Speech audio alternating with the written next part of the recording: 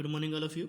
Last video में हमने discuss किया था विधान परिषद का गठन कैसे होता है और उसकी सदस्य संख्या कितनी होती है। विधान परिषद की बात करें तो इसमें दो तरह के सदस्य होते हैं, निर्वाचित सदस्य और मनोनीत सदस्य। निर्वाचित सदस्य कैसे होते हैं और मनोनीत सदस्य कैसे होते हैं? तो विधान परिषद के लगभग 5/6 सदस्यों को निर्वाचित किया जाता है तथा शेष लगभग 1/6 सदस्यों को मनोनीत किया जाता है। मतलब विधान परिषद में जितने भी सदस्य होंगे उसमें से 5/6 सदस्य जो होंगे वो निर्वाचित होंगे। निर्वाचित मतलब चुनाव प्रक्रिया द्वारा उनका चुनाव होगा, और शेष 1/6 सदस्य जो होंगे उनको मनोनीत किया जाएगा, सीधा उनको नामांकित किया जाएगा। विधान परिषद के ये सदस्य अप्रत्यक्ष रूप से निर्वाचित होते हैं तथा ये चुनाव आनुपातिक प्रतिनिधित्व पद्धति के अनुसार एकल संक्रमणीय मत पद्धति द्वारा होंगे। तो विधान परिषद के जो सदस्य होंगे उनका चुनाव जो होता है वो अप्रत्यक्ष होता है। अप्रत्यक्ष मतलब जिसमें जनता जो है वो सीधे तौर पर भागीदारी नहीं रखती है। जनता द्वारा चुने हुए जो प्रतिनिधि जो होते हैं वो इनको निर्वाचित करते हैं। इसलिए विधान परिषद के जो सदस्य जो है वो निर्वाचित सदस्य आनुपातिक पद्धति के द्वारा एकल संक्रमणीय मत पद्धति के द्वारा चुने जाते हैं। निम्नलिखित निर्वाचक मंडल विधान परिषद के सदस्यों का चुनाव करते हैं। अभी हमने कहा कि जनता इसमें प्रत्यक्ष भागीदारी नहीं रखती, तो निर्वाचक मंडल कौन सा होगा? कौन से वैसे व्यक्ति होंगे जो विधान परिषद के सदस्यों का निर्वाचन करेंगे?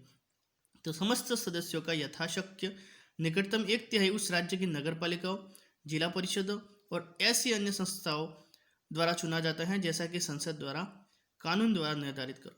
मतलब विधान परिषद में जितनी भी सीट्स होंगी उसकी 1/3 1/3 सदस्य जो होंगे वो कहाँ से चुनकर आएंगे? 1/3 सदस्य जो है वो नगर पालिका, जिला परिषद और ऐसी कोई स्थानीय संस्था है उनके द्वारा चुना जाता है। दूसरा है विधानसभा का निर्वाचक मंडल।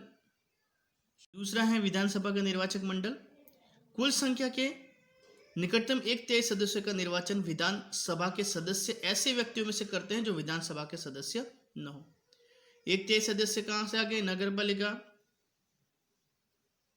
जिला परिषद और कोई स्थानीय निकाय। उसी तरह से 1/3 सदस्य जो होंगे वो किनके द्वारा चुने जाएंगे? 1/3 सदस्य जो है वो विधानसभा के सदस्य ऐसे व्यक्तियों में से करते हैं जो विधानसभा के सदस्य न हो। मतलब सीधे तौर पर कहेंगे तो 1/3 सदस्य का निर्वाचक कौन करता है?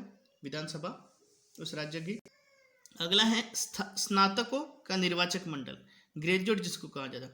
यह ऐसे शिक्षित व्यक्तियों का निर्वाचक मंडल होता है जो उस राज्य में रहते हो, जिन्होंने स्नातक स्तर की परीक्षा पास कर ली हो और जिन्हें यह परीक्षा पास किए 3 वर्ष से अधिक हो चुके हो। यह निर्वाचक मंडल कुछ सदस्यों के निकटतम 1/12 भाग को चुनता है। तो सीधा हम समझेंगे 1/12 सदस्यों का निर्वाचन कौन करता है? स्नातक मंडल जो होता है वो सबसे पहले 1/3 का कौन करता है? उस राज्य की नगर पालिका, नगर परिषद, जिला परिषद जो है वो, और स्थानीय निकाय। 1/3 सदस्य विधानसभा के लोग निर्वाचन करते हैं, और 1/12 जो सदस्य होंगे विधान परिषद के वो स्नातक का जो निर्वाचक मंडल होगा वो। अगला है अध्यापकों का निर्वाचक मंडल। इसमें वे अध्यापक होते हैं जो राज्य के अंतर्गत किसी माध्यमिक विद्यालय या उसमें उच्च शिक्षण संस्था में 3 वर्ष से पढ़ा रहे हो। यह निर्वाचक मंडल कुल सदस्यों का यथाशक्त निकटतम 1/12 को चुनता है। 1/12 सदस्य जो होंगे उसका चुनाव कौन करेगा? उस राज्य के अंदर जो अध्यापक होंगे वो थे निर्वाचित सदस्य। अब बात करते हैं विधान परिषद के मनोनीत सदस्य। उपयुक्त प्रकार की कुल सदस्य संख्या के लगभग 5/6 सदस्यों को तो निर्वाचित किया जाता है। शेष अर्थात कुल संख्या के लगभग 1/6 सदस्य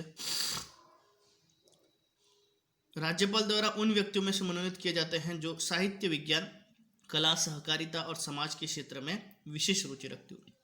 तो विधानसभा के जो सदस्य होंगे उसमें से 1/6 सदस्य उस राज्य के राज्यपाल के द्वारा मनोनीत किए जाएंगे। कौन से व्यक्ति होंगे वो?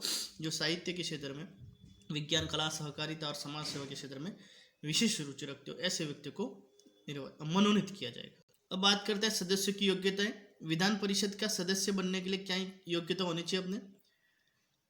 तो जो विधानसभा का सदस्य बनने के लिए जो योग्यता होनी चाहिए थी वो सारी योग्यताएं विधान परिषद का सदस्य बनने के लिए होनी चाहिए। इसमें सिर्फ एक ही चीज का अंतर है, और वो क्या है? विधानसभा का सदस्य बनने के लिए जो आयु जो है वो 25 वर्ष होनी चाहिए थी, जबकि विधान परिषद का सदस्य बनना है तो आपको 30 वर्ष का होना चाहिए। बाकी सारी चीजें सेम है, सिर्फ उम्र का फर्क है। विधानसभा का सदस्य बनने के लिए 25 वर्ष और विधान परिषद का सदस्य बनने के लिए 30 वर्ष की आपकी आयु होनी चाहिए।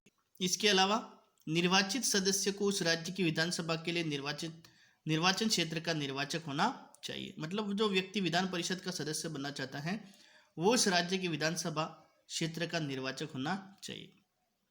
निर्वाचक होना मत चाहिए मतलब विधानसभा क्षेत्र के अंदर उसका नाम आना चाहिए। निर्वाचक मंडलों द्वारा विधान परिषदों के सदस्यों का यह निर्वाचन आनुपातिक प्रतिनिधित्व के आधार पर एकल संक्रमणीय मत पद्धति के अनुसार होता है। विधानसभा के निर्वाचक मंडल के अतिरिक्त अन्य तीनों निर्वाचक मंडल संसद द्वारा कानून द्वारा निश्चित करती है। अब बात करते हैं कार्यकाल की।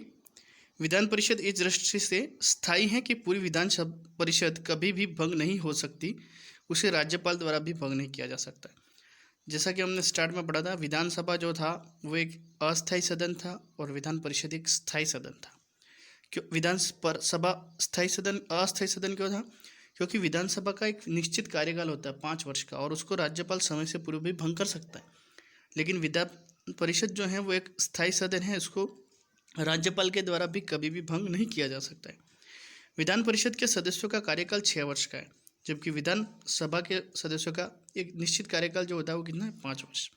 प्रति 2 वर्ष के पश्चात 1/3 सदस्य अपना पद छोड़ देते हैं और उनके स्थान के लिए नए निर्वाचित होते हैं। मतलब इस तरह से विधान परिषद जो है वो निरंतर चलती रहती है। ऐसे सदस्य जिनका कार्यकाल 6 वर्ष का पूर्ण हो चुका है, हर 2 साल बाद ऐसे 1/3 सदस्य रिटायर हो जाते हैं और उनकी जगह दूसरे निर्वाचित हो जाते हैं। पदाधिकारी विधान परिषद अपने सदस्यों में से एक सभापति और एक उपसभापति का चुनाव करती है। विधान परिषद को इन्हें पद से हटाने का भी अधिकार है। जिस तरह से विधानसभा में अध्यक्ष और उपाध्यक्ष होते हैं, उसी तरह से विधान परिषद में जो होते हैं उसको सभापति और उपसभापति कहा जाता है और उसका चुनाव विधान परिषद अपने में से ही करती है और चाहे तो विधान परिषद उनको उनके पद से हटा भी सकती है।